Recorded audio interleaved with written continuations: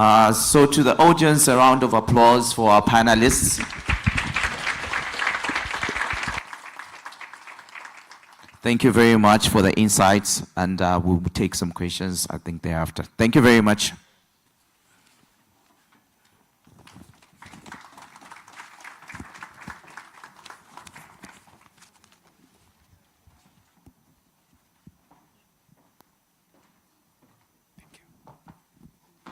Thank you so much. Another round of applause, please. I did say that we'll be cruising through the program. So to help us set the tone for the next session, I'd like us to turn our attention to the screens, please.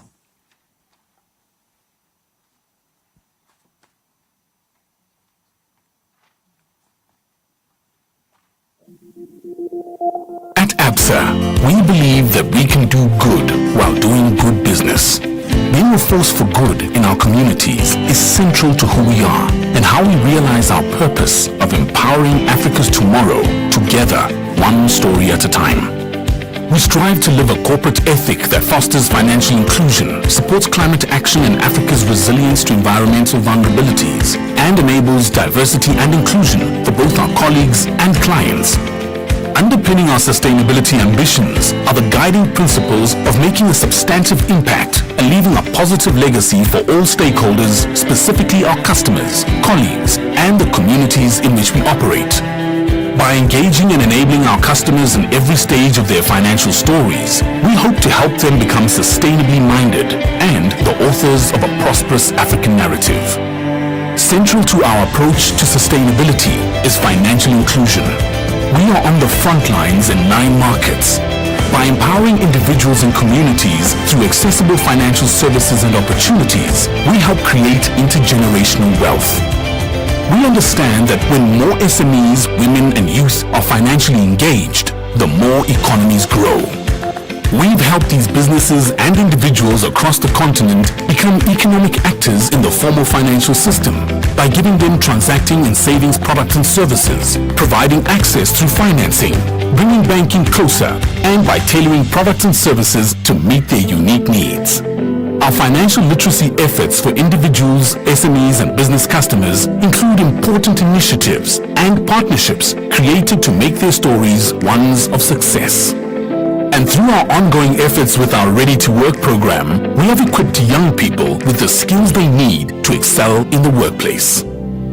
Our focus has not only been on our customers, but also on our planet. And caring about our planet is not just a corporate initiative, but something we should all act on for the sake of ourselves, families, and communities. Climate change has had a devastating impact on us as Africans, and so climate remains a critical component of building a lasting legacy for Africa, which is why we continue addressing environmental challenges and promoting sustainable practices for a greener future. We have influenced the communities in which we operate and assisted our clients to transition to more climate-friendly alternatives, whilst always being mindful that sustainability initiatives should be viewed within the broader context of communities' developmental imperatives. We have helped protect and maintain African biodiversity, played a role in conserving energy, and even planted trees to restore much-needed green cover, cool urban areas, improve air quality, and preserve the habitats on which local communities depend. Our colleagues are on the front line of our climate efforts and have continually shown up to bring Absa closer to our communities through their volunteering. And our commitment to protecting our climate is further supported by our efforts to drive behavioral change with a suite of green products. The next area we focused on was diversity and inclusion across the continent. We have also been actively involved in empowering African women and girls, as well as being committed to our communities by showing up in ways that are meaningful and important to them. Overall, 2024 has seen us remain a positive force in helping Africans write their stories. 80% of our initiatives have been externally focused, maximizing our impact on the people and places in which we work. To deliver a return on investment, it will never be without leaving a significant, impactful, and lasting legacy, one that Absolutely. You know, sis, it's not just about building businesses. We spoke about building futures and building legacies. So this panel discussion will really help us talk about how entrepreneurs can embed sustainability into their DNA and rise to the challenge of a changing climate. And that speaks to being a resilient type of business. So allow me to introduce our next panelist for this session. We have the Absa Zambia Chief Risk Officer, Sarah Lloyd. Prior to this, she spent 3 years as CRO for Absa Seychelles and has worked at the Central Bank of Seychelles to support long-term sustainable enterprise. And next up, we also have someone from Absa. This is Absa Kenya, Head of Sustainability and Corporate Communication and Corporate Affairs. This is Charles. Please welcome Charles to the stage. He's passionate about helping people transform and making things better. What did I say? One conversation at a time. He has a strong track record in coaching, mentoring, stakeholder engagement, and brand integration. Next up, joining us virtually, I believe, we have Kobina, who is the World Bank Environmental and Social Risk Manager from Absa Bank Zambia. He is a sustainability lead, and he's a chartered management accountant with over 2 decades of cross-functional experience in banking, finance, and technology. He's one person who is absolutely passionate about sustainability and has led Absa Zambia's strategic sustainability agenda, representing the bank at global climate platforms such as COP28 and COP29. You're in good hands, ladies and gentlemen. Please put your hands together. In different ways. I know we're talking of SME. For me, SME is a part of the sustainability journey we need to follow.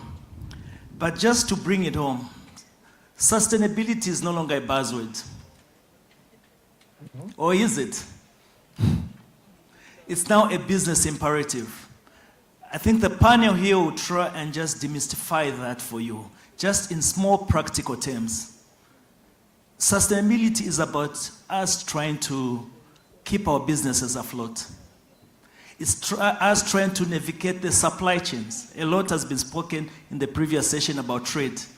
Any disruption to the supply chains, our business will be affected in here.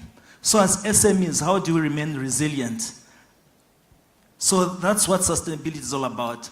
And for me, maybe just to set the ground running, I'll quote someone who says, we do not borrow, we do not inherit the land or the earth from our ancestors. We borrow it from our children. That's what sustainability is all about.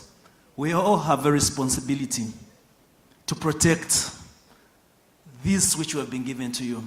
And maybe further, I know a lot of insights, practical insights from yesterday have been shared. And today we heard about just what we can do from the Commercial Secretary. Did you know? I know the Master of Ceremony is good with, did you know? I used to like opening bubble gums, paper bubble gums, and reading it, did you know? So did you know, according to a World Bank study of 2023, 60% of African SMEs say that climate change will affect or impact their operations. And yet, 20% have recorded profitability if they have adopted sustainable business practices over 5 years. What are we waiting for? So let's get deep into this, and with the able panel, I'll just straight go into the first questions just to warm up. It will go across, it's the same question. I want in a sentence, how do you, just in one sentence, tell the viewers, those who are watching us virtually in the room, anything you'd like to demystify or debunk about sustainability in the African context? Thanks, Kapula. I think for me, you've actually touched on it a little bit in terms of it not being a buzzword, but I would say it never should have been. I would want for us to be able to realize that sustainability is not an addition to the way we run our businesses. anybody who is set up years to come, that are thrown around, that will be here for years and decades to come. Good afternoon. I mean, I know he's going to lunchtime, but good afternoon. Yeah, fantastic. I like that. So, as they said, my name is Charles. I come from Kenya. Can I answer your question in a short story? So, I grew up on the slopes of Mount Kenya. For those who don't know, Mount Kenya is the second highest mountain in Africa after Kilimanjaro. So I was a village boy, and as I was walking to school every day, we would see the top of the mountain, right? And it was very clear. It was always white, covered in snow, right? So I tried to go back to the village quite often, so I was in the village maybe 2 months ago. And I did the walk again, yeah? And the truth is, when you look at the top of that mountain, it's just bare rocks, okay? That's one example. So let me ask you a question to answer my question. By show of hands here, who can give me a random guess of how many lions there are in the world today? Lions. 100,000, I hear. Any other one? Okay, so I'll give you the answer. So it's estimated there are about 35 to 39,000 lions in the world today. Do you know how many there were in 1980, which is about 40 years ago, which is what I've averaged our age in this room? There were 80,000, okay? So what has happened to the 40,000 lions? Lions surely don't eat themselves. They are carnivorous, but they don't. So, and it's the same case. So if you go to the rhino population, it's the same case. It's about 20,000 rhinos today. There were like 500,000 rhinos at the beginning of the 20th century. So what is happening to these populations of these animals? We are basically outcompeting them for space, for resources, for water. We are poaching them. And it goes back to what Sarah said. So sustainability is about asking ourselves this question. The world as we found it and the world as we live it, which one is better, right? And for those of us who are here with little children who run around and sing songs, you have to ask yourself, 40 years from now, if we've cut the population of lions by half in 40 years, 40 years from now, if we carry on at this pace, will there be lions? So do you think your children's children will ever see a lion? They possibly will never. Now, it's not about seeing lions. So if you know about tourism, it's not a myth. It's not a story that's said by big corporates. It's something that you should care about and something that I should care about in your business, in our business. So that may give you a sense from an environmental perspective. I'll say the last thing and then hand over the microphone to you. So in my growing up again, I grew up in the farms. I don't know if it's the same here, but in Kenya you've got very many women and children who work in the farms, right? You know, whether it's tea picking or coffee or whatever. They do the actual work. Now, my male counterparts here, I think we may be like 10, yeah? Other, you know, go perambulate in the capital city, do whatever. My grandmother and her children would work and work and work, and when the bonus is paid, Mzee shows up, yeah? So the man shows up, takes the check, goes back to the city. So these are social misnomers, right? Because who's the person who's put in the work? Who's the person who's put in the work? Who should get the better portion of this income? So, but our society has been wound up in with such social misforms that have caused us to lag behind from a development perspective. So if you think about it, when we talk about environmental, social, governance imperatives. These are the things we are talking about. They are not theoretical things. I just wanted to make it clear that it's real, tangible things that you and I interact with. Back to you. Thank you very much. We've got Kobina virtually. Kobina, you could just respond to the question. What's the biggest, how do you demystify the biggest myth on sustainability? I would say both panelists have already taken the wind out of my sail, but I totally agree with them. I know these are introductory remarks, so I would also probably just keep it crisp. But basically, just as Sarah said, this is not new. The concept has metamorphosed over the years. I mean, it evolved. I think that should be the right word. We have seen a period where there was some focus on HSC, and then it went to, even CSR at a point became a part of the bigger picture. And then it's gone to a lot of things, ESG shares. So really, if I'm to talk to an SME person, and I know you have SME businesses in the room, if you're an SME business and you are interested in operational efficiency, you are already doing sustainability. If you're an SME business and you are interested in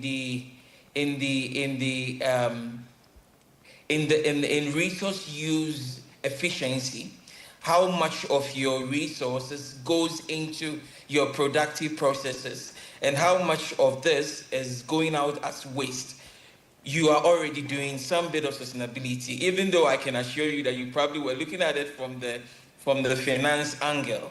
But to a very large extent, it has huge implications on the other components of sustainability. And I believe as we continue with these discussions, we'll be able to explain a little bit more on what this whole sustainability is about to our audience. Thank you. Thank you, Kobina. You've heard it there. Sustainability is not just about reducing carbon footprints. Don't get it wrong. It started with carbon, and we need to reduce carbon. But this is about future-proofing our businesses as SMEs. It may sound doubting, but we've got experts here just to help us where to start from. So great, we'll just move to the second part, and I'll just ask Charles. I think he has started on this. Probably we'll let him just share some views on. A lot of people say sustainability is for the big corporates. So, but for SMEs, where is a good start? Yeah, Please just give concrete examples so that they follow along. And where is the good start for SMEs in here and those who are just viewing?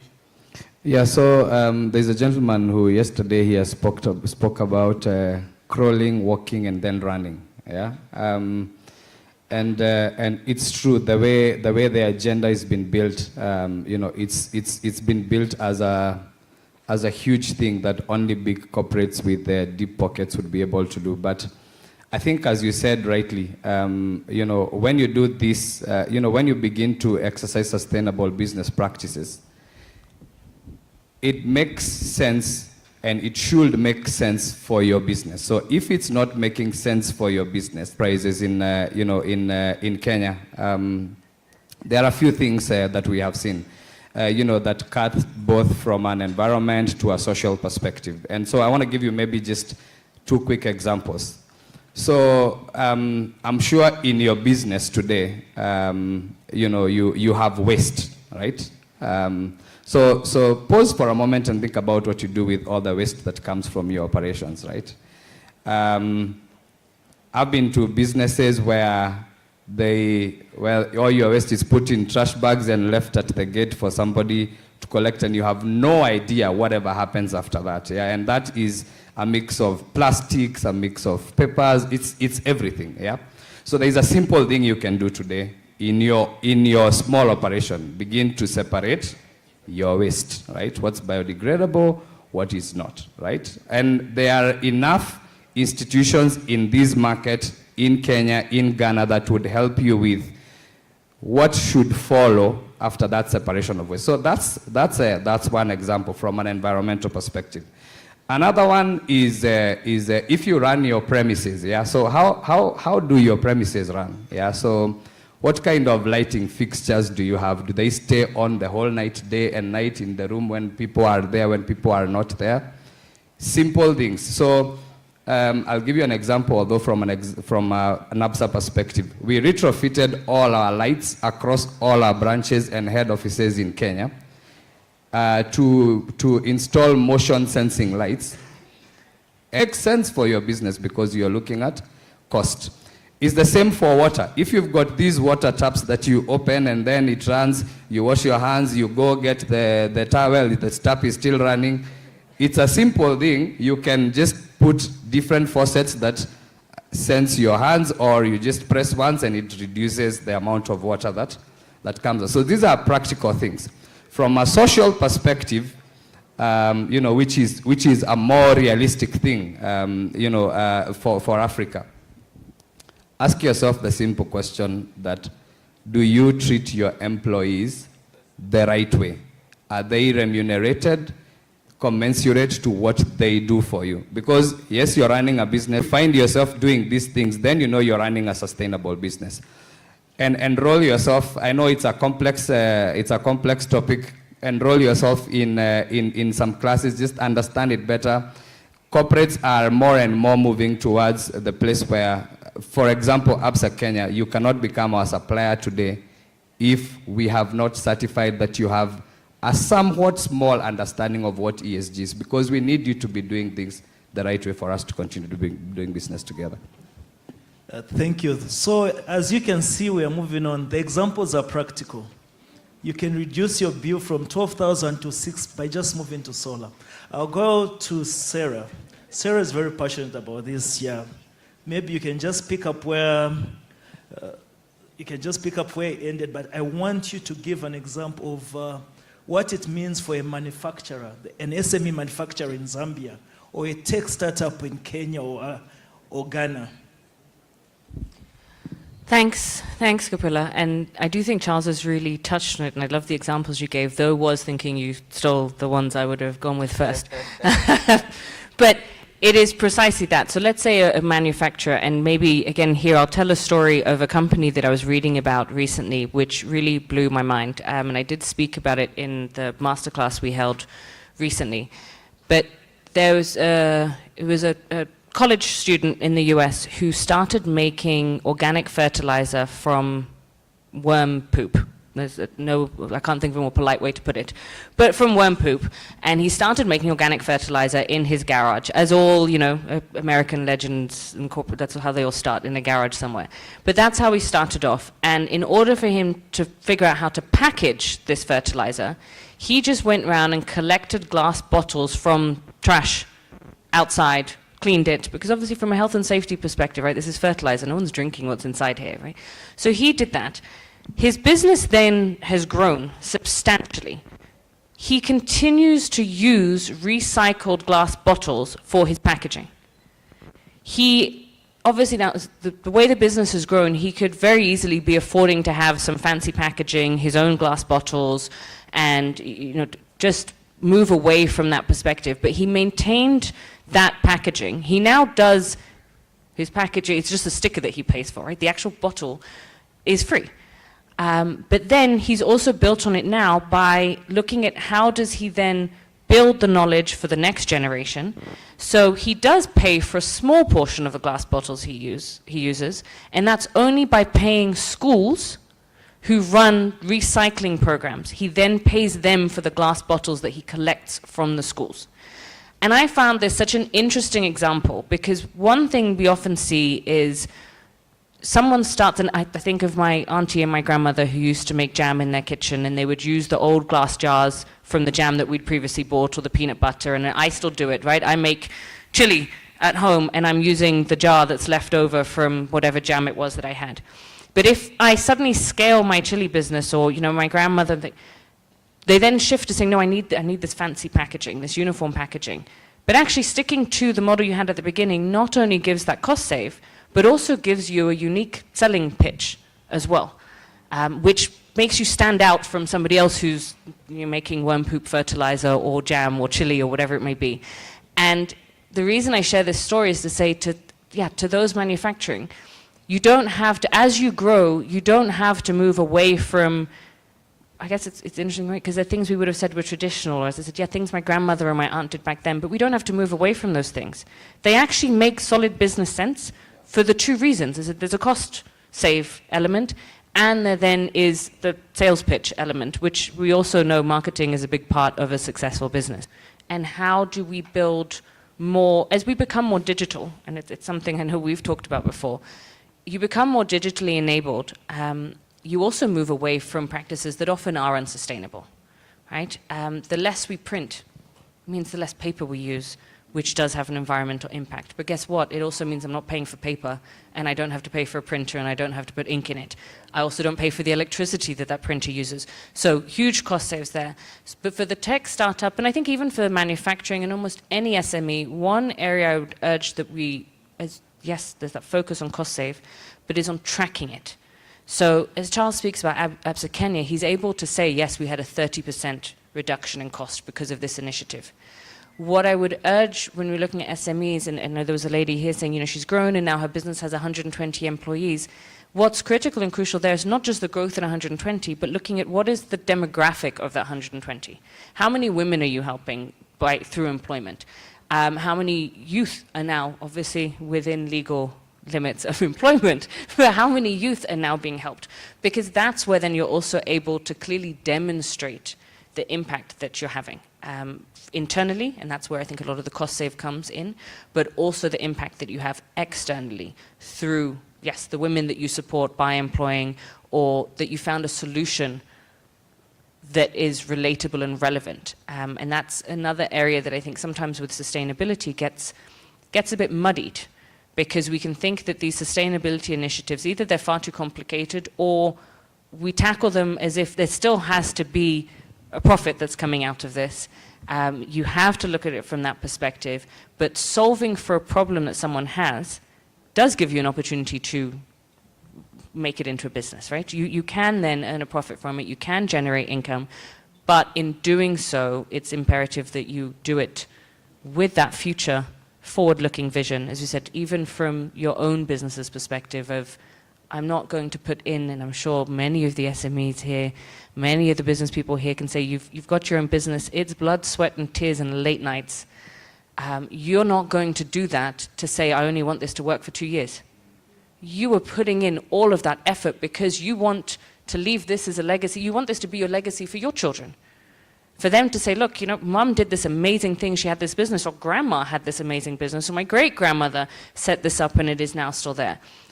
In order for it to last that long, you have to look at what's happening around. And I think definitely for the Zambian businesses in the room, the impact of climate change and the need to look at sustainable practices really came through and continues to come through with the power situation, right? That is a challenge that you've had to contend with and figure out, hopefully, sustainable ways. Because moving towards solar is, yes, there's a big cost initially, but your running costs are going to be far lower than diesel gensets for the, however many years it would be, right?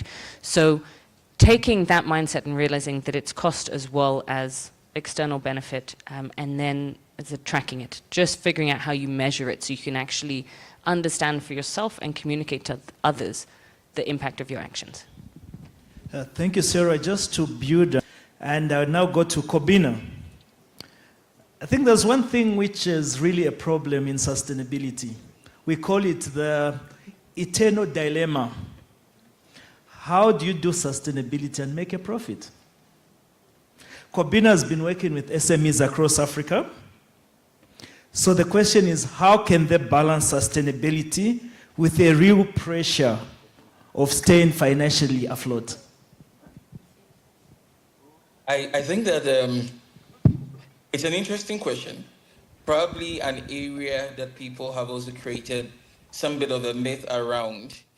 Because just as Sarah said from her very first submissions, you would realize that if you are being sustainable in your operations, in your business, just as the word suggests, I think it would be a no-brainer for anybody to assume that if I am being sustainable, then I am indeed going to be profitable.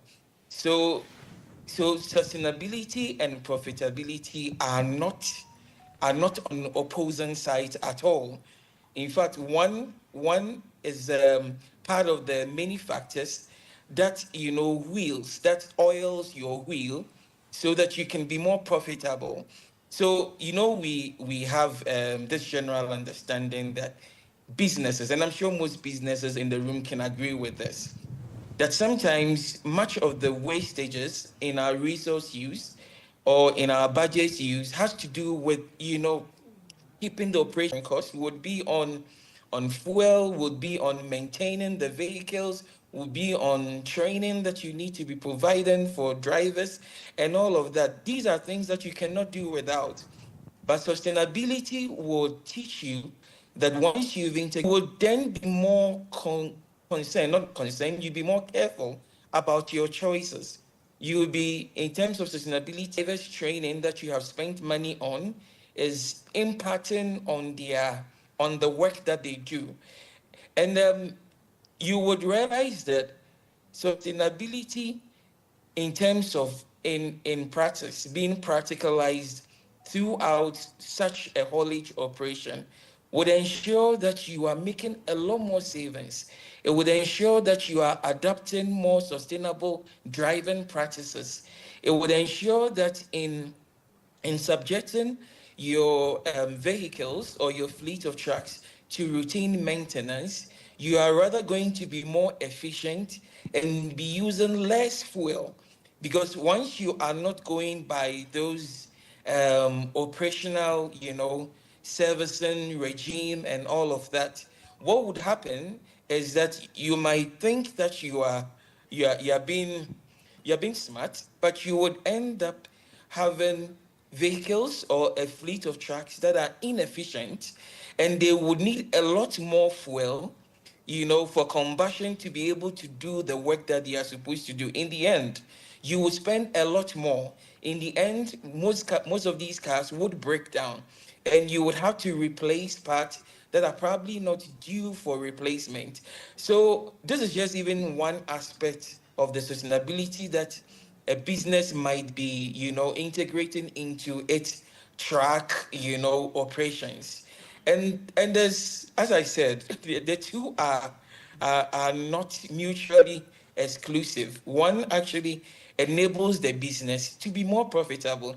So yes, you do not have to do integrating sustainability principles into your business. Same with a beverages industry, where you spend a lot of money on your water consumption.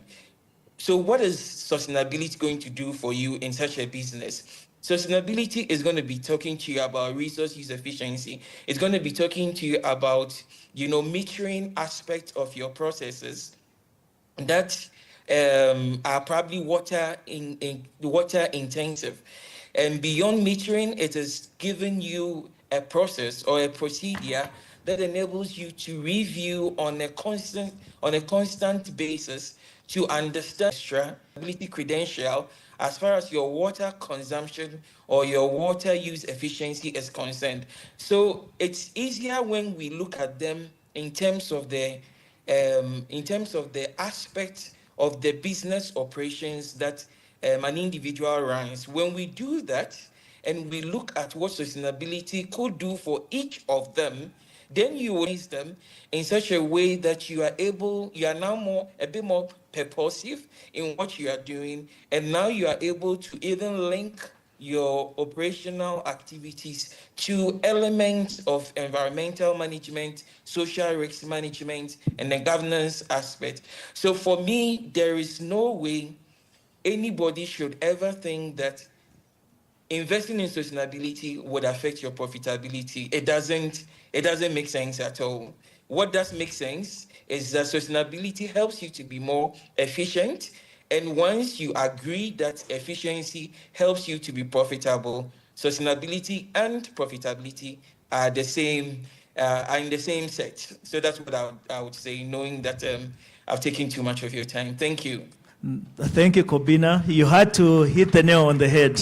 And finally, I just want a sentence or so, just the final remarks. I think the question is, why should SMEs care about governance? Why should SMEs care about governance? I know you know the twin brother or the adopted son of sustainability is ESG, and the G is governance. So we have talked about money.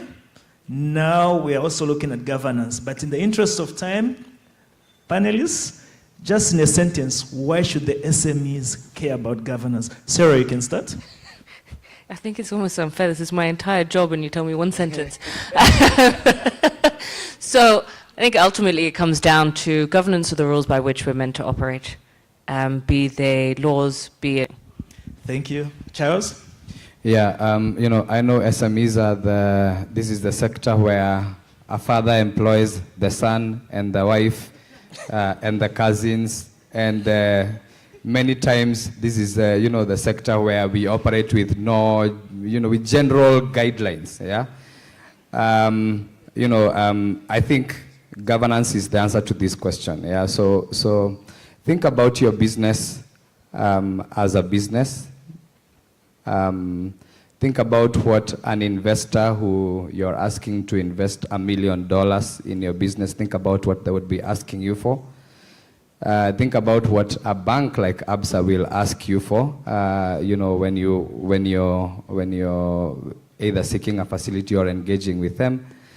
And think about what the government, thinks about your business. So if you can answer yourself satisfactorily in these questions, that I have established a rhythm, that is not dependent on which side of the bed you woke up, on, then you're building governance. And governance is possibly the most important tool for your business to succeed and live beyond you.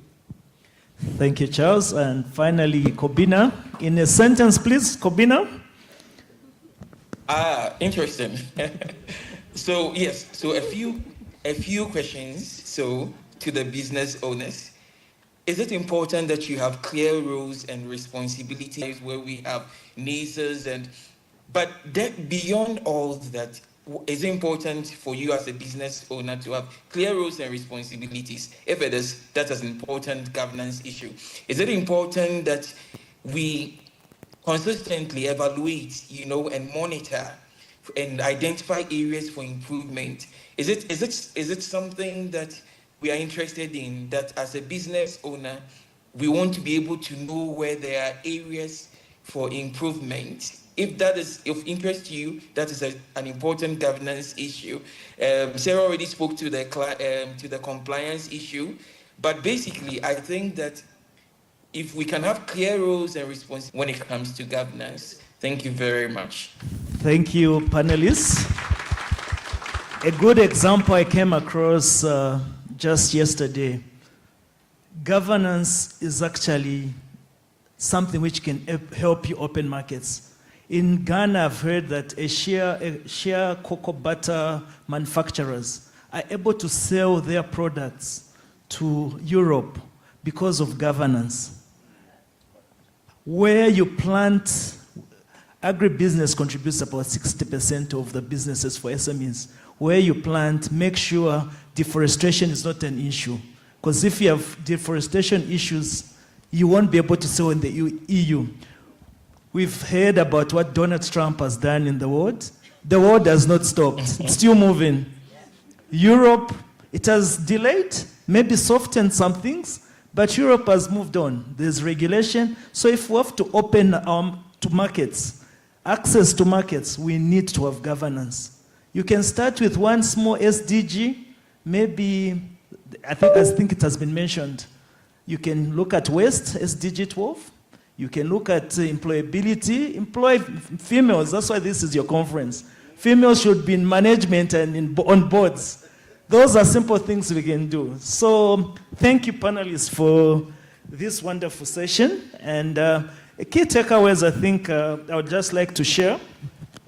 Today we have seen that sustainability is both a shield against risks and a spear for growth. As we wrap up, I'll challenge each of you to take up this challenge. Sustainability isn't just about the environment. It's about survival, relevance, and long-term profit. SMEs can and should start small with practical actions, but stay aligned with broader frameworks. Audit one area of waste energy, and then move on. Electricity, change your lighting. Paint your houses white, not black. Those are simple actions you can take. Finance and governance are not barriers.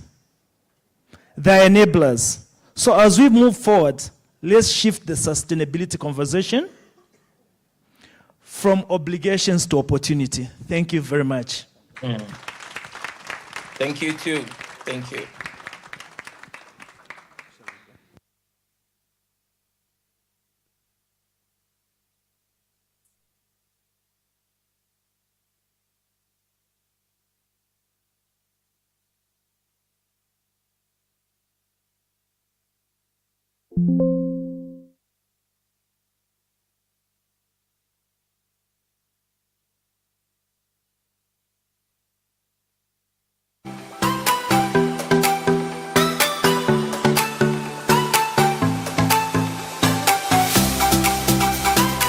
Another round of applause for our panel. And I'm sure you've learned a lot. Yes, it's information overload, but we're here to learn. That was a common theme that we spoke about yesterday. And after we learn, we need to act. So act, just to inspire us for a good 60 seconds. Stories in 60 seconds. As a medical student, Dr. Maria Akani has done just that. A psychiatrist and neuropsychologist in Lusaka, she founded the Renaissance Center to offer holistic care that moves beyond crisis to life transformation. Her impact is felt nationwide.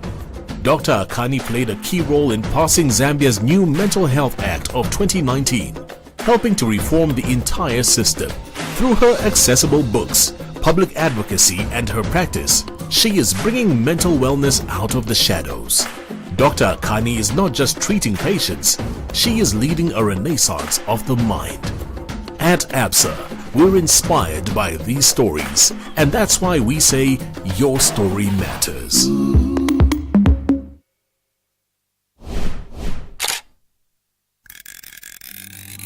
My name is Linda Ampa.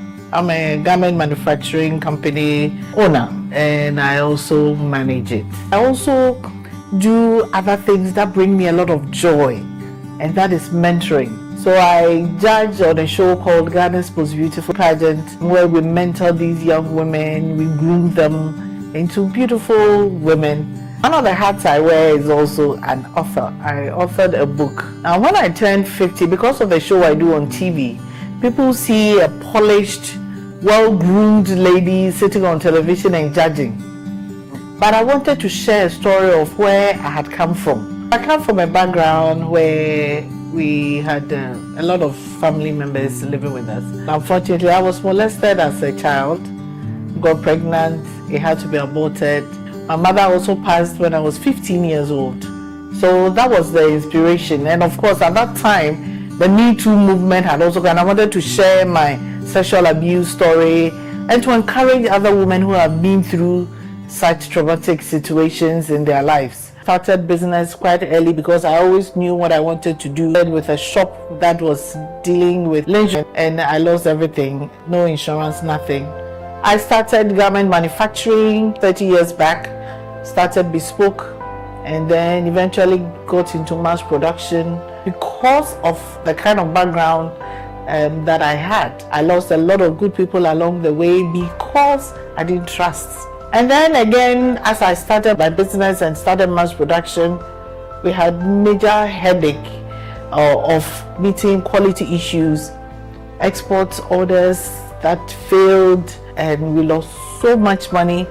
We had to start from scratch. And then we are here today.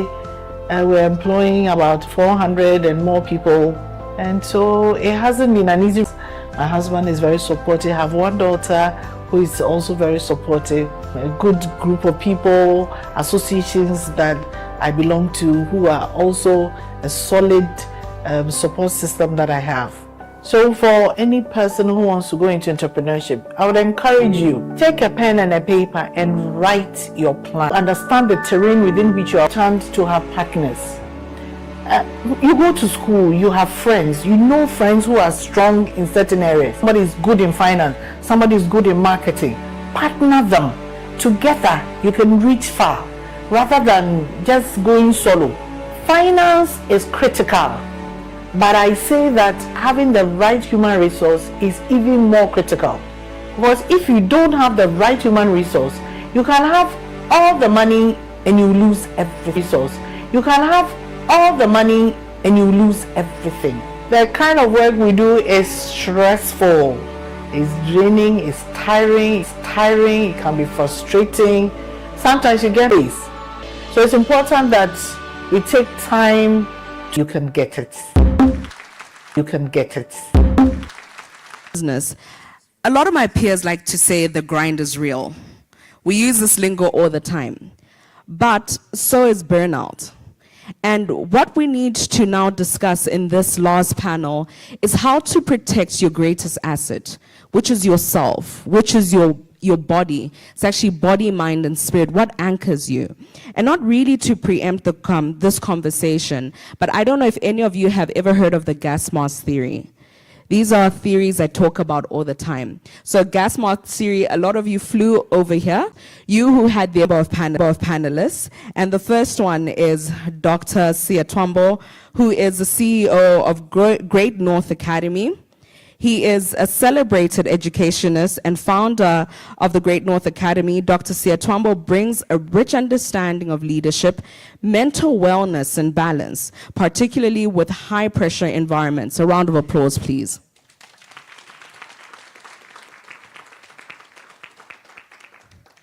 Joining us virtually, we have Olivia from Ariel's Haven, Ghana. She is the CEO. She's a dynamic force in the wellness and lifestyle industry with US certification and a career that had begun in the travel industry. She transitioned into wellness entrepreneurship.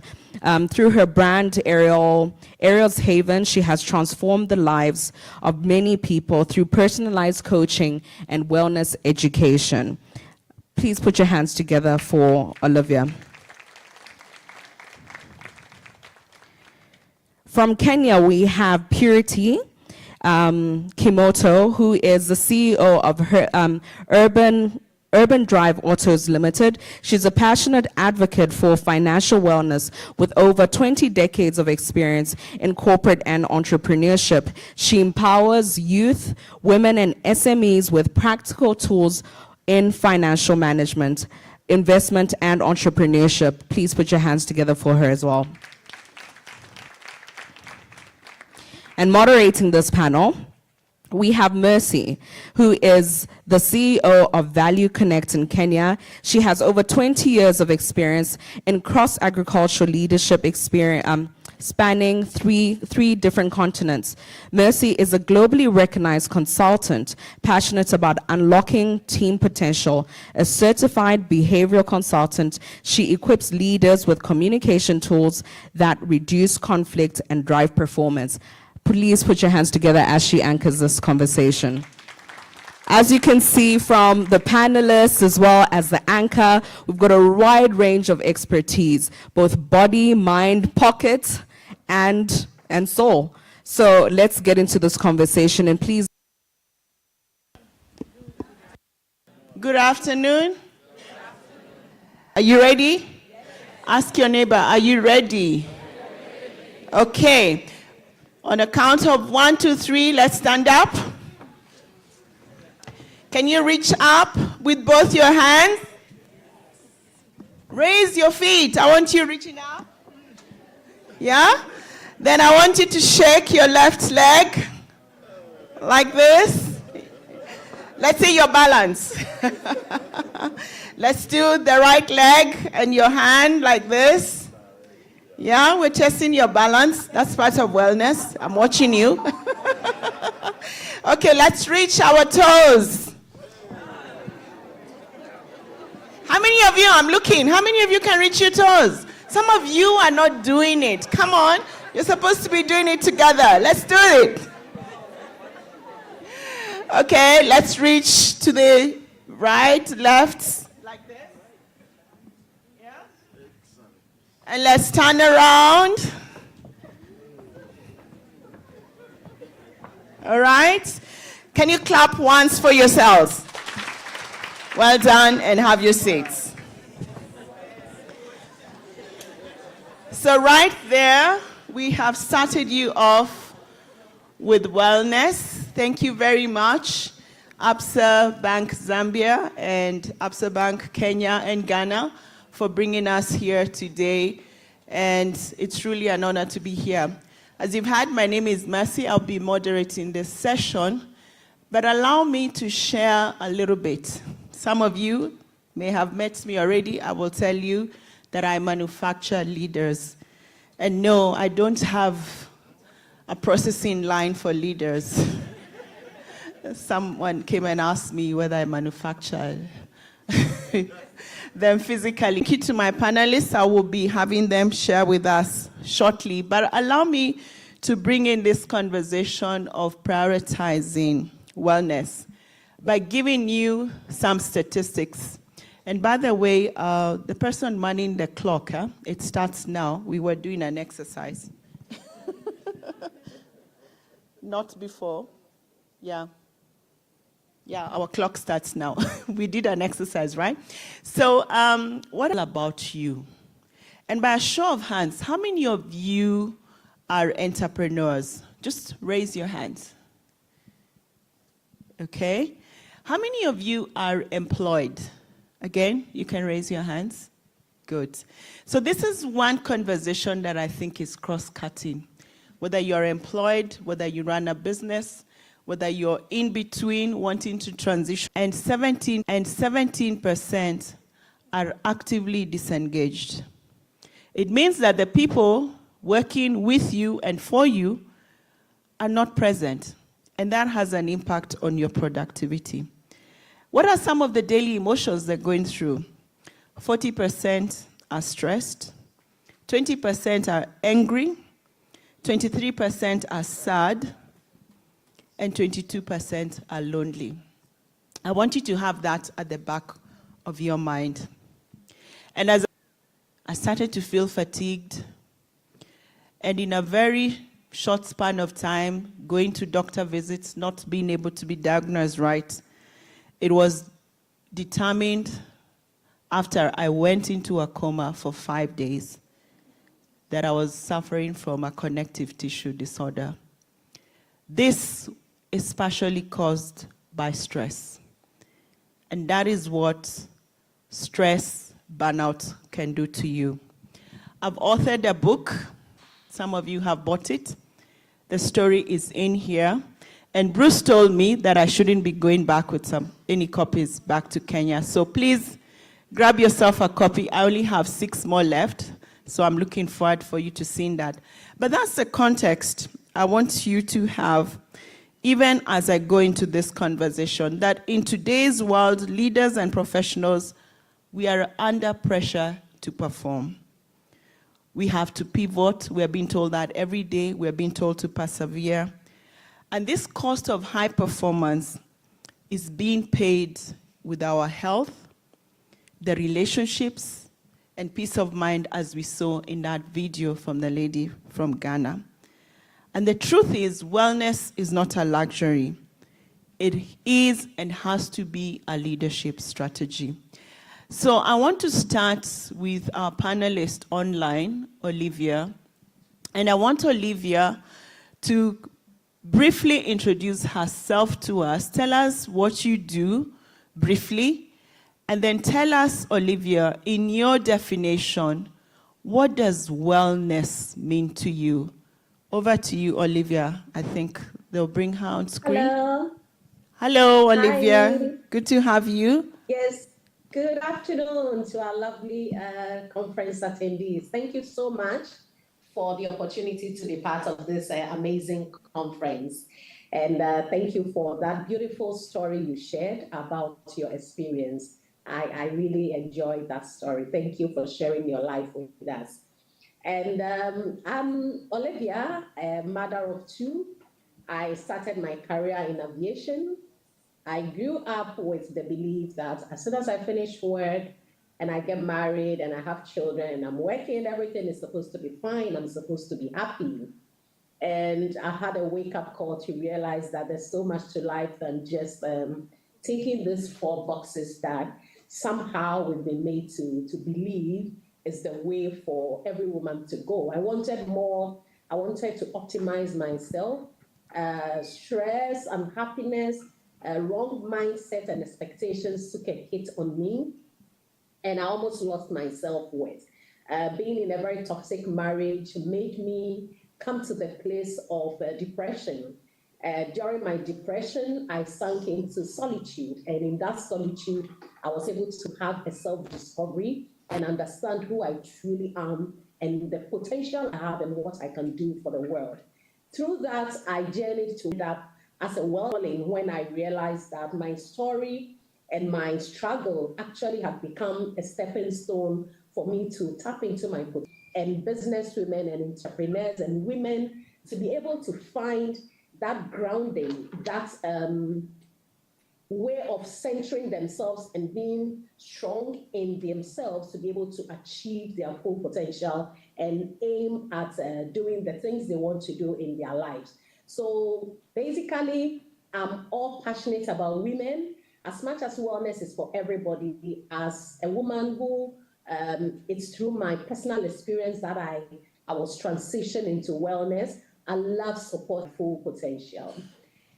So Thank you. that's about it for me, Yeah. me. I think I've said so much. Yeah. Thank you And so coming much, to- Olivia. We'll come back to you. Thank you.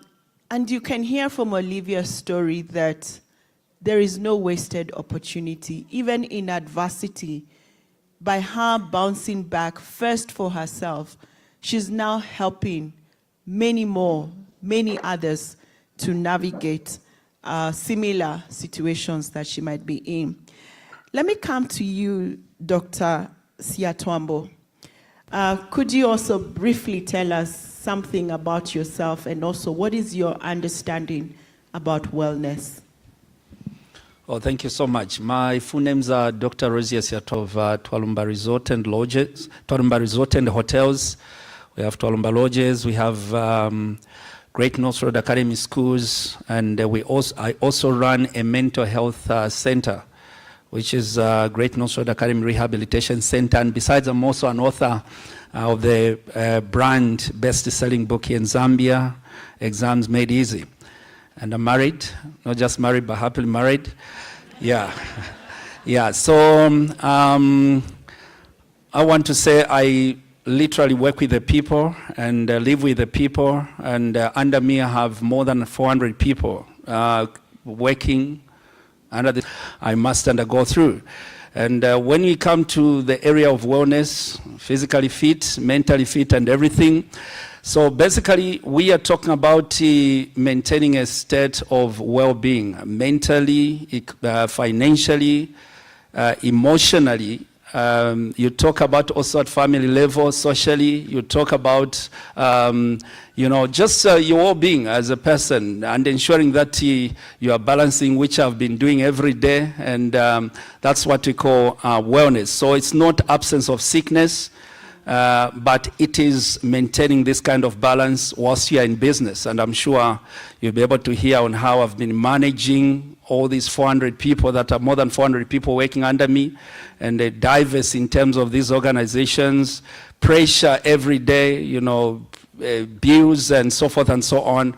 But I'm still fit, healthy, and also looking great and sharp and handsome at the same time.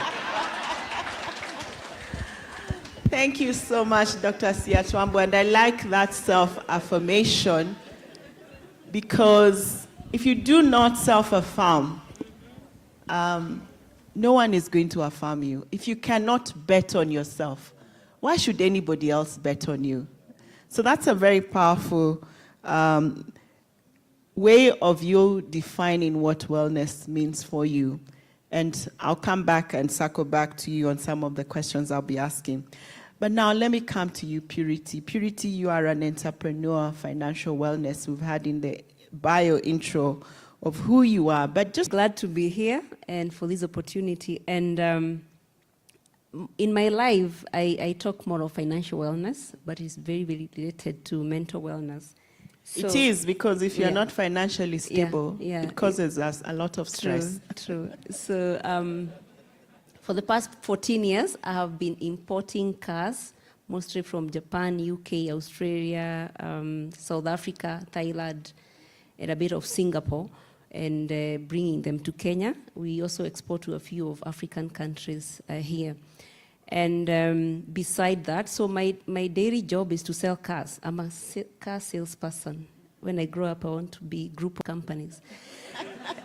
And You have to learn how to manage the stress, and you'll today, tell us, yes. we will. So, passion or whatever you want to call it, empowering the youth, women, and SME owners with financial literacy skills, so that after you have made your little money, so what next? How do you handle that money? A lot of money, A not lot little. of money, exactly. But you start with knowing how to handle the small monies, and then now you know how to handle a lot of money. So that's what I do. And then about mental wellness, you know, most of the African ladies, and maybe, I don't know whether it's just in Kenya, when you're starting businesses, most of the time you're starting a business for sustenance. You want something to replace your income. For example, I was employed in a telecommunication company. I saw my colleague here yesterday from our previous employment. And when you're leaving employment to go or maybe do a business, you start very small. All you're looking for is to feed your family. And then the thing grows, and you don't know what to do with it. Then you realize this is not about me. So you're carrying the whole burden on your shoulders. And God will have a problem with us, I think, when we get to heaven, because some of us will get there very tired, because you're trying to do everything. Women are known to be called, they multitask. I don't know how to multitask myself. I do one thing at a time. And I think men have mastered that, and I think that's why most of the time they're successful. So women, please, you're cooking for your husband, you're curling your baby, you're feeding the baby, you're changing diaper. Ask for help. And get all the help you can get. For me, mental wellness is about being and enjoy life.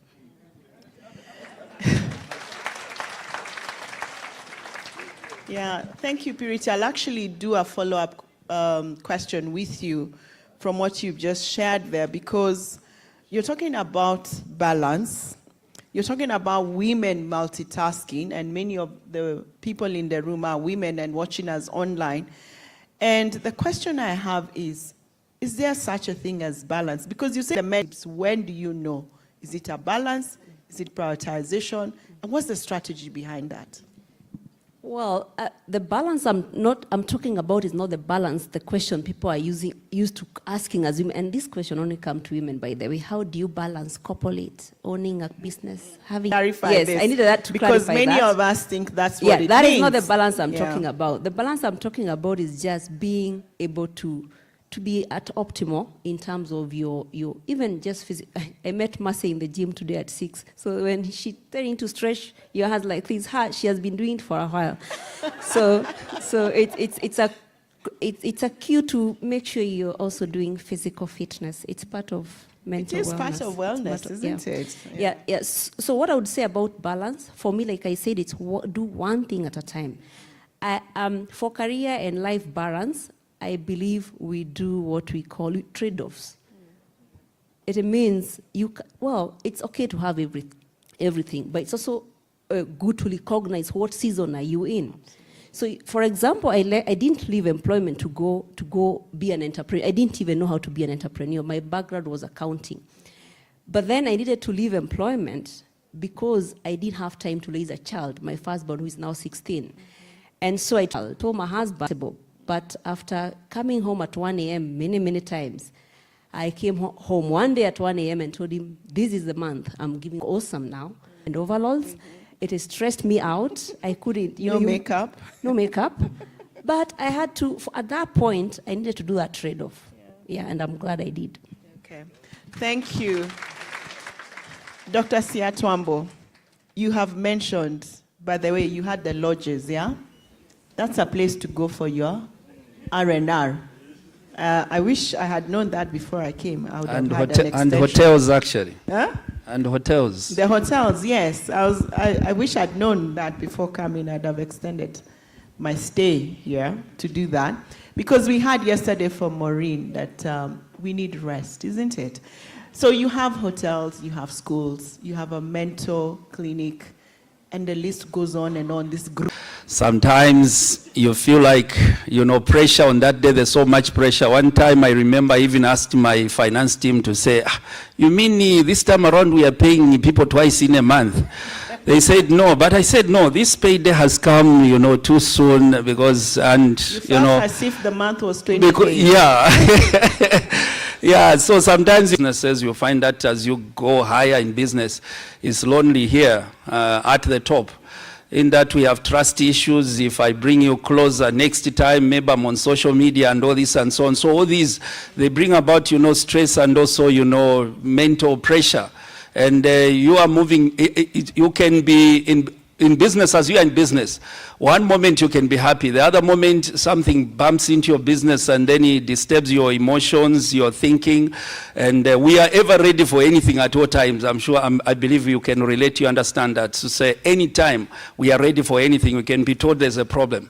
You can be told all is well, so our happiness is normally short-lived. So in any case, I'm a very happy person, like I mentioned, to say very happy, healthy, and there's a way I've tried to, balance, all these things so that I don't become, stressed. I'm not hypertensive. I'm a healthy person, energetic, and what I've tried to do is one, I try by all means to maintain my physical fitness. Every day I have to be in the gym for at least an hour. 1 hour every day to 1 hour 30 minutes, and I've made it a policy, a plan, and based on my principles, I have never missed. Very consistent in that area, just to make sure that physically I'm very fit. And apart from that, also, we live in a world which is so busy, noisy, and there's so much that is happening. Social media, confusion, and there must be a time when you try to detox or even just to reboot your mind of the family, because if I'm not in charge of the family, there's no way that I can manage the business. So family, I'm there for the children, I'm there for my wife, and we find time in the evening. But night time between 03, somewhere 02, 03, that's now the me time that I normally create, where I know I'm aware. About 02:03 a.m. Yeah. AM, yes. So when you sleep? Yes, I sleep, I do. So that what I normally call it the me time, because it's less noisy, and I know I will not receive any call, there's no communication, I can't call anybody, and it's me time. And those of us who are public figures, even when it comes to prayers, yes, I go to church. But most of the times when I'm in church, yes, I'm praying, but I'm thinking to say, oh, cameras are on me. So let me position myself very well. So I normally take advantage of the 02 to 03 now to pray. That's the time for me to pray, to communicate to God, if it means crying, because those of us who are in business, you can't cry in public. That's true. You can't cry in public, and that time, if it means crying, if it means worshiping, and I go on YouTube, watch some videos, and listen to some worshiping songs, I worship, and I'll just do a lot of, things, meditation, and that moment is meant to reboot my mind. And by the time I'm going to bed around 04, yeah? If I may just Yeah, somewhere 04 up to somewhere 7, 8 o'clock. I normally wake up around 7, 8 o'clock. Then when I wake up, then I am alive, awake, and renewed. My mind is renewed. I'm ready to face the world. Very positive in thinking. It's not just the women who cry, yeah? The men too shed their tears. It's just they need to find where they shed their tears. Thank you for being so vulnerable and sharing that with us, Dr. Siatwambo.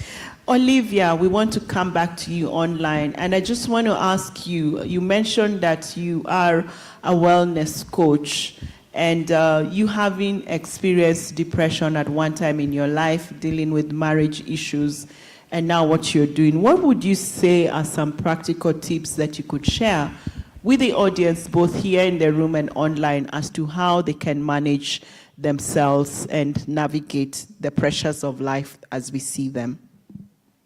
Okay. And content with myself to be able to give the best version of myself. And so as an entrepreneur, I prioritize my own mental health, physical health, emotional health, and also my social health in order to be at the place to take on everything that comes along managing my organization. One of the things I don't play with for my mental health is my physical exercise, because I need to optimize my body. And because of the mind-body connection, the more I'm taking care of my body, the more it helps to help with my mental health, stresses, anxiety, and worries. Because I can go for a long walk, and by the time I come back, I feel inspired and relaxed. And I have my happy hormones all activated, and I'm able to focus and able to make the right decisions for my business. And lots of times, some of us think, oh, when it comes to wellness, it's all about eating well. I try to eat well. I try to eat a balanced diet, but I'm not so strict on myself about food, what not to eat. I try to prioritize the main nutrients I need in order to optimize my body. So sometimes I can choose a whole month and say, this month, I'm doing more fruits and vegetables. The other days or the other months, I can relax and eat some of the things that I enjoy. But wellness is all about moderation. And so there's a very important awareness I have that anything I can do to relax is crucial to my well-being. I don't care how many times I have to go to the beach to feel myself again. Because going to the beach or lying on the poolside or swimming is one of the things that brings me the kind of Zen moment I need to release the pressure that comes with the kind of work that we do as women. What I have learned from coaching several women is we feel guilty owning up to the fact that we want downtimes. We feel if we give ourselves downtime, we are not prioritizing what is important. But taking care, more permission to say that today, I just want to go for a stroll in a nature, immersed environment. So I'm choosing to go for a walk at a botanical garden. Or today I want to go sit somewhere and watch the sunset. We think these things are waste of time. We think these things are productive, but and at the end of success, you are unwell, you are stressed, you are tired. Everybody else around you won't get the best of you, including your business. And so I prioritize the things that I need to have, the things that I need to do for me, so that when I'm going forward to give to people, coach people, speak, host retreat, I have a better foundation, or I am more grounded than scattered with stress and upset and irritated and unable to give the best of my, of yourself to the people I'm going to meet. Yeah. So as a woman, if you want to be a successful entrepreneur, you need to stop and think of, if I am successful and my business is successful, how about me personally? Am I successful? Your personal success as a human being is how healthy, how strong, and how happy you are going to be while your company is also being successful. Thank you so much, Olivia. She's just basically told us the cup first before you can go to fill anybody's cup. And as you've heard from the panelists, there's a wide range of things to look at and review on wellness. There's mental wellness, there's financial wellness, there's spiritual wellness, there's health, there's rest, which we all derive in different ways. Dr. Siatwambo gets 4 or 5 hours. He's okay. He knows himself for that. Some of us need to go to a beach, need to go to lie down by the pool. So where is it that you find it? So my question to you in the audience, both in the room and online, from all these stories that have been shared by our panelists, where do you need to work on for yourself, for your business? And can you write down something that you're going to do differently, leaving this conference today and say you were inspired, and because of listening and knowing of the need for wellness, that you're going to start doing differently. So I'm going to come and get a parting shot from my audience, and I'll start by just asking them to give us one thing, because I've asked the audience to think of something that they would do. But have you comment first an impact that you have seen, because you're helping many people, you have teams working with you. What is one impact you have seen when businesses or leaders did not take into account the wellness part today? All right. No, thank you so much. So those of us who are in business, like we've had to say you first.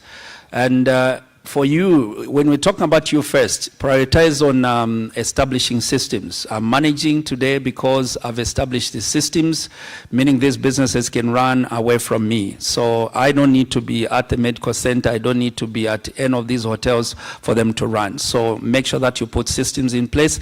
If you don't put these systems in place, you become the system yourself and you will be bruised. Thank you so much. Let's clap for him. Purity, tell us, what is an impact you've seen on businesses that don't take into account wellness, and what's one tip you would give them? Thank you, Mercy. I forgot to introduce my books. All my thoughts are, I like writing. That is, writing is one of my ways of decompressing. So I've done 2 books. One is called 70 Realities and Rules of Running a Successful Business, an entrepreneurship guide to this century. And then I have one that is called Liquid Ways to Invest Your Money in Kenya. If you're looking to invest in Kenya, this is a book to buy because you guys are going global. So, so one of the things but what you don't know is that they fail. Then the other 30% scale to the global level. It is the same people who had started the 70% that start others that now come and succeed. So you start the first business, the second, the third, fail several times. Someone told us failure is part of success, and it is true. So my tip on wellness, separate yourself from business. If you're supposed to pay yourself, I know business owners have this problem. Pay yourself properly. The same way you're paying your accountant. Automate your payroll as one of the people. Actually, you're bringing in so much. Beside starting the business, you are a factor of production. You are capital yourself just by being you. The thought that you can do a business, the headache that comes with that, you deserve so much. So even as you run your businesses, separate yourself. One of the things I give in this book on entrepreneurship is that you need to learn how to work on your business besides working in it. Actually, as you grow up in 30 seconds, kindly give us, can you hear me? Yes, I can hear you.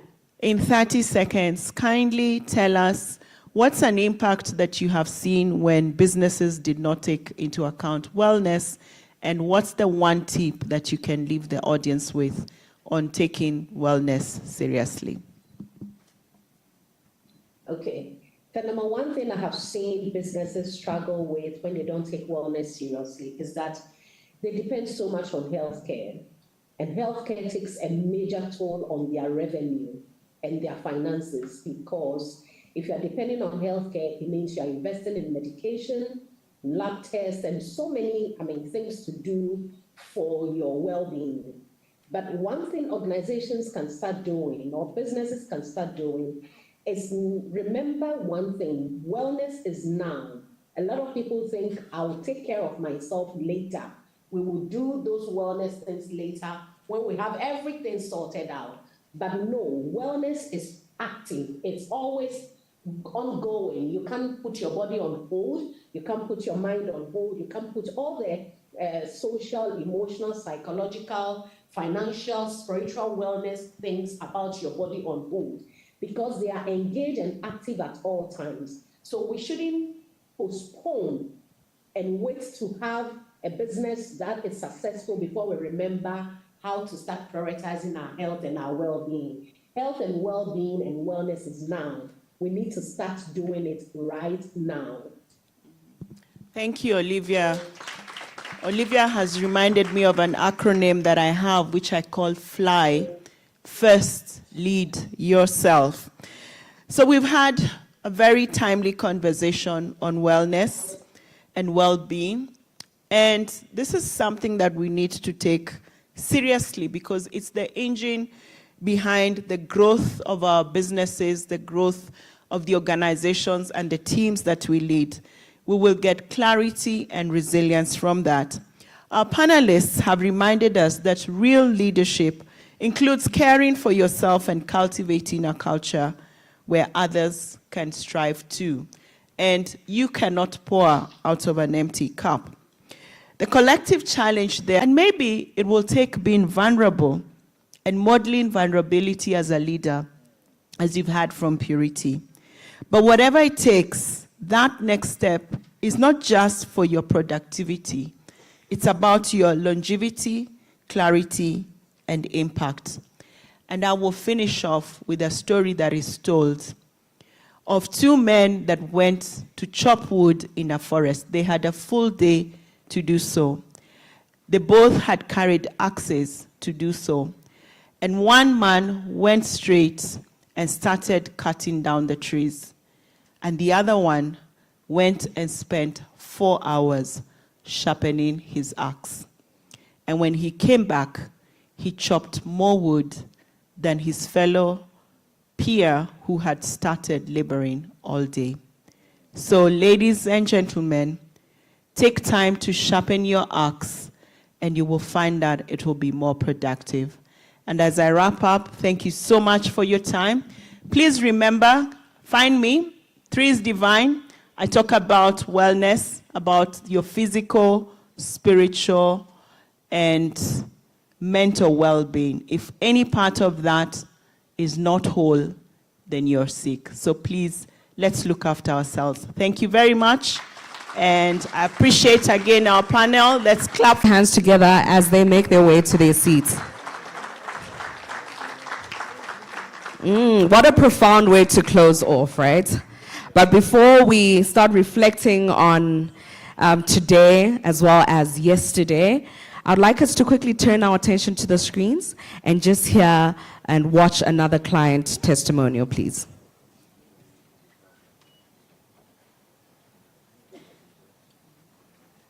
When I started with this time, people have realized that if you put in a bit of effort, you can also help another person to also grow. I myself, I'm a government worker. But I've realized that this area, just opportunities are not many. When our young brothers and sisters complete from school, they end up in Kaya, the staff. So I saw the need of creating this farm. So as I'm at my workplace, I can employ other people who can work, get funds, and also support their family or their younger brothers to go forward. People come here to buy eggs. People come here to even work and seek for food support. The MasterCard Foundation and Absa Bank were able to give me loan to support my business to grow. By so doing, I was able to bring in base to scale up the business to a certain level. Before, we were having about 1,005 base.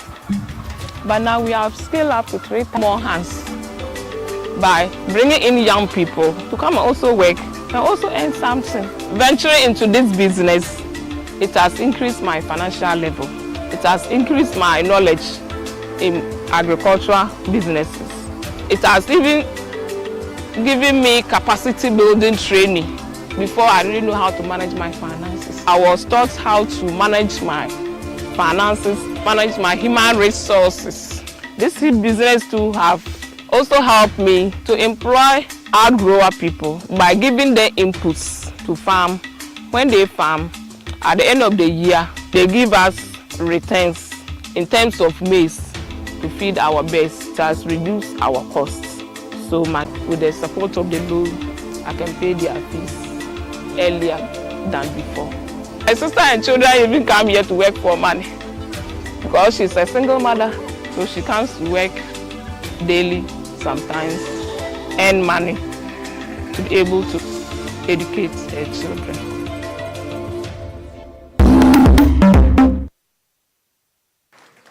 And this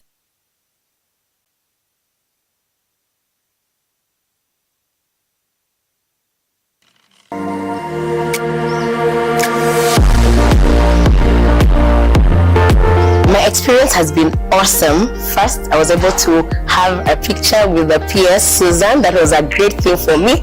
Number two, I've been able to network with different people from different professions. Being a young entrepreneur, I'm excited because it means that there's future with Absa. Let me quote Opportunities. It's a way of developing the potential that I have in the nail industry. So me showing up is to tell the world that I am ready to grab any opportunity to elevate my business and to help many nail technicians to believe in themselves and also to believe in the business that I'm doing. I'm not even benefiting 100%. What if I join the business club? It means that I'll maximize all the benefits that are coming to us as business people. For sure, I will be part of the team.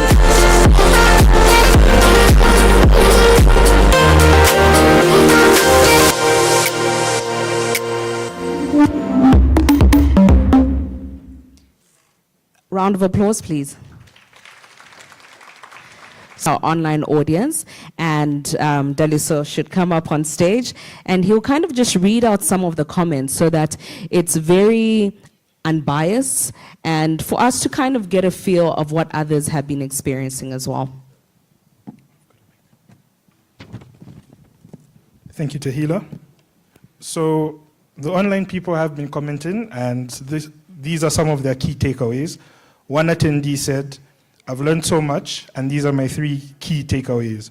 Be hungry, compliance is key, and make time to rejuvenate. Another person said, my story matters. Leveraging on technology is key to scaling up my business. Sustainability is not optional anymore. It's critical to my business, and I must prioritize wellness. Just when I was on the verge of giving up on my business journey, hearing relatable stories that mirror my own has been a reminder that I'm not alone, and gaining insight across areas like finance and wellness has truly revived me. I'm not backing out. I'm leaving here inspired and ready to keep going. Thank you, Absa. Sure.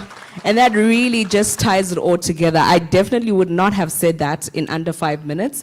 But what I take away from there are 2 words. 1, inspiration. Shani. We know. Jumbo. Etisane. So I'm just picking from Jumbo. Etisane. So I'm just picking from where Tahila and our sustainability moderator left it. Did you know that growth, before you can achieve it, you have to go through certain challenges? And we've heard the story from Ghana, Emilia, where she lost all her capital, but she didn't give up. Mwenga, is it the toys, the manufacturing lady, also did not give up. So what do we do as women? We start scared. We start boldly. We dust ourselves up, and we move on to achieve and also inspire others. Yes. So I'm speaking on behalf of my SME director, Mrs. Audrey Abeka, who couldn't be with us today, but is following us online. So distinguished guests, partners, delegates, and fellow champions of change. On behalf of the 3 organizing countries, Ghana, Kenya, and Zambia, it is with immense pride and gratitude that I deliver these closing remarks at the conclusion of what has been a truly extraordinary gathering of minds, hearts, and bold ideas. This year's Inspire Me conference, so graciously hosted by the Absa Zambia team, has exceeded all expectations. From the powerful keynote sessions to the inspiring industry visits and dynamic conversations in every room, we have witnessed a summit that was well curated and deeply impactful.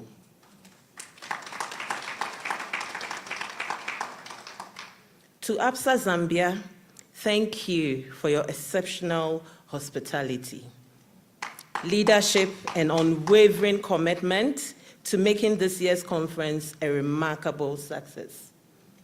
We also extend our heartfelt appreciation to the individuals, partners, the invaluable partners who made the journey possible.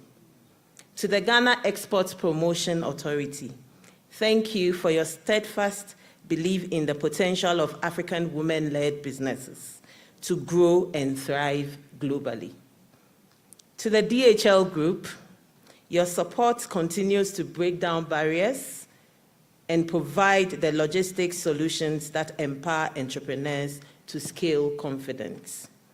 To the Ghana High Commission in Zambia, we are grateful for your presence, partnerships, and tireless diplomatic support throughout the week. And to our most cherished development partner, the MasterCard Foundation, your continued investment in young people, particularly women, is helping to shape a stronger, more inclusive Africa.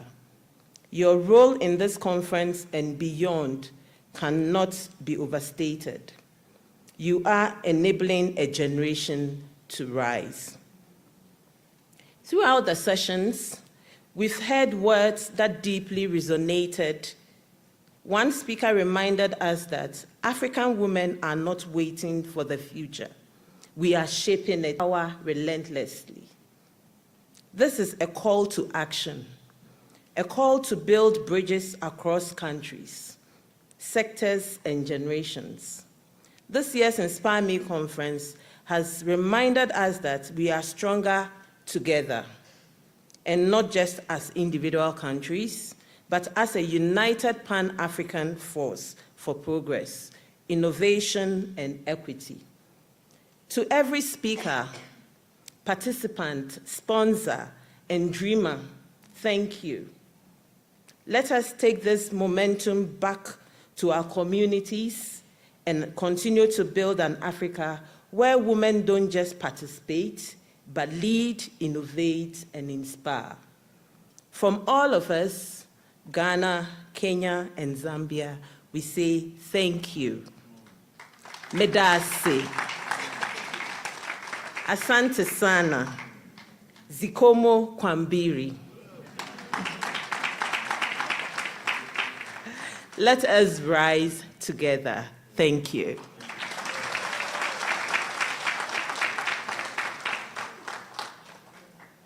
Thank you so much, Georgette. What a way to really end this off. If anything, we're just so filled with gratitude, especially for those who have made sure that they've been with us since day one and engaging in every conversation and really just giving feedback and making sure that you network. But one thing you have to really do is also special people, because this has gone from inspiration to action. And I think it goes without saying that we need to give a round of applause to our Queen Mothers from Ghana. Thank you so much for being with us throughout. Your presence in this space has really graced us with so much honor and so much heritage. Thank you so much. And also to our keynote speaker from yesterday, Honorable Princess Kasune in absentia. You know, one thing that she did is she's inspired us, and it's very rare to see such authenticity on such podiums, especially coming from politicians. So these are gifts that we serve. Various board members, as well as members of the executive, we really appreciate your support.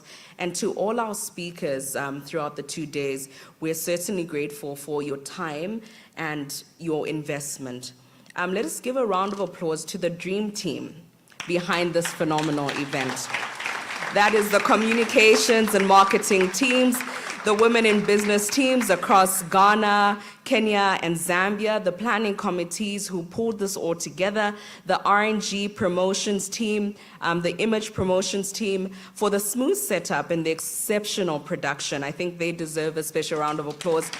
To the ladies who are inviting us and welcoming us in, please also give them a round of applause.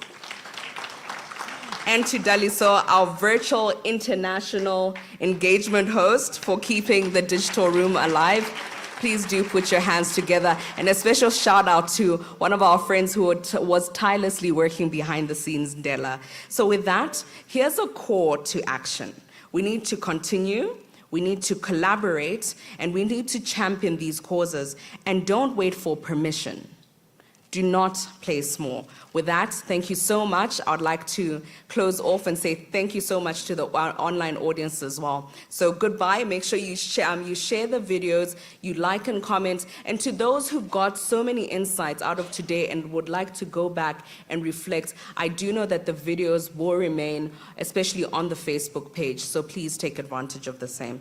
Let's put your hands together for the Absa Inspire Me Conference 2025. Thank you so much. And with that, lunch is served. So let's make sure we engage with each other, we network, and we'll be having lunch in this auditorium. But I need us to quickly eat up and go network.